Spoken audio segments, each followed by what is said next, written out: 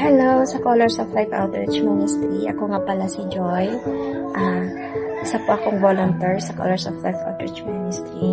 A short testimony po about Colors of Life. Totoo pong nagbibigay sila ng ilaw sa mga taong nangangailangan ng tulong. Isa din ako sa natulungan nila dati.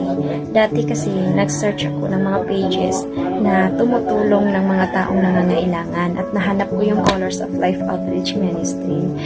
Dati, COVID yun, walang mga trabaho ang mga tao.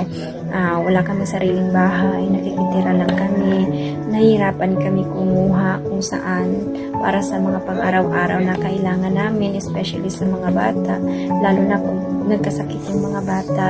Ayun, kaya ang Colors of Life, sobrang laking tulong nila sa aming pamilya.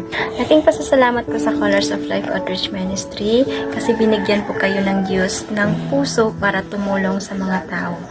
Binigyan kayo ng Diyos ng puso na may mata para makita ang mga taong nahihirapan sa buhay. Maraming salamat po Colors of Life Outreach Ministry sa buong puso niyong pagtulong para sa amin. Sobrang na-appreciate ko yung kabutihan niyo, yung pagtulong niyo, pinapagaan niyo ang buhay. Kahit hindi man sa kalakihan, at least pinapagaan niyo po ang buhay ng mga tao na sobrang nangangailangan ng tulong.